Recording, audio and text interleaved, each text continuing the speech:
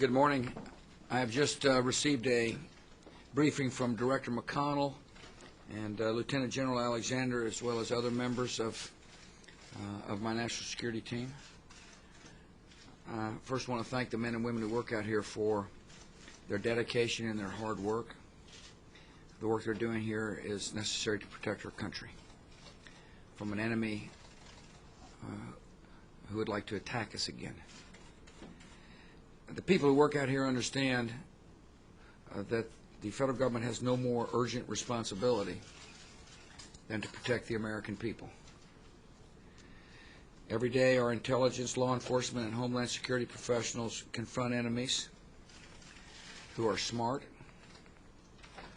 who are ruthless, and who are determined to murder innocent people to achieve their objectives.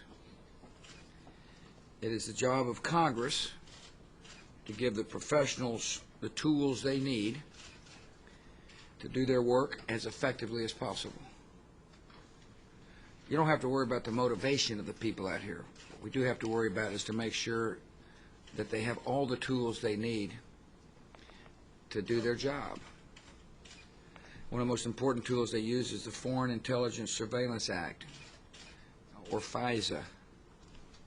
The law provides a critical legal foundation that allows our intelligence community to monitor terrorist communications while protecting the freedoms of the American people. Unfortunately, the law is dangerously out of date.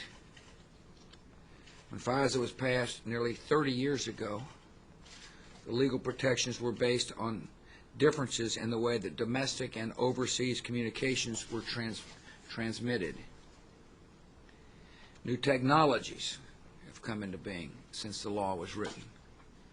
Technologies like the disposable cell phone or the internet eliminated many of the differences.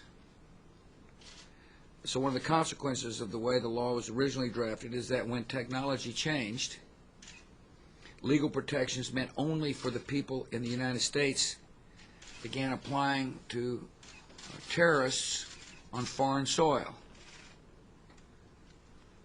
As a result, our intelligence professionals reported that they were missing a significant amount of real-time intelligence needed to protect the American people. So earlier this year, Director McConnell sent Congress legislation to fix the problem. In August, a bipartisan majority in Congress passed the Protect America Act. This law has helped close a critical intelligence gap, allowing us to collect important foreign intelligence and information about terrorist plots. The problem is the law expires on February 1st. That's 135 days from today. The threat from Al-Qaeda is not going to expire in 135 days. So I call on Congress to make the Protect America Act permanent. The need for action is clear. Director McConnell has warned that unless the FISA reforms in the Act are made permanent, our national security professionals will lose critical tools they need to protect our country. Without these tools, it'll be harder to figure out what our enemies are doing to train, recruit, and infiltrate operatives into America.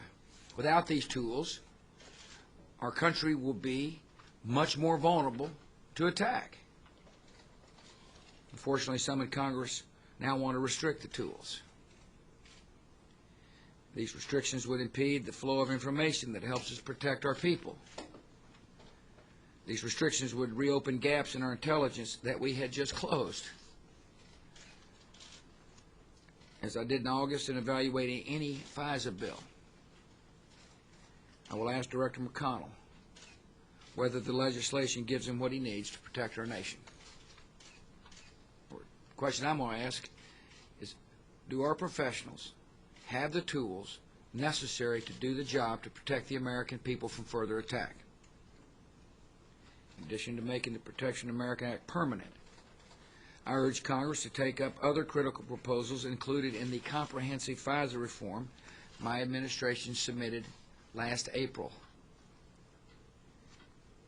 particularly important for Congress to provide meaningful liability protection to those companies now facing multi-billion-dollar lawsuits only because they are believed to have assisted in efforts to defend our nation following the 9/11 attacks.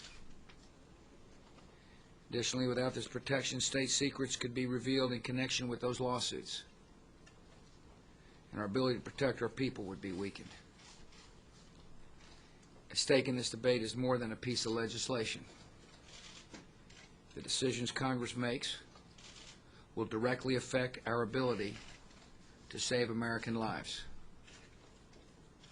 I look forward to working with Congress to enact this legislation as quickly as possible so that our intelligence officials will continue to have the tools they need to keep the American people safe. Thank you.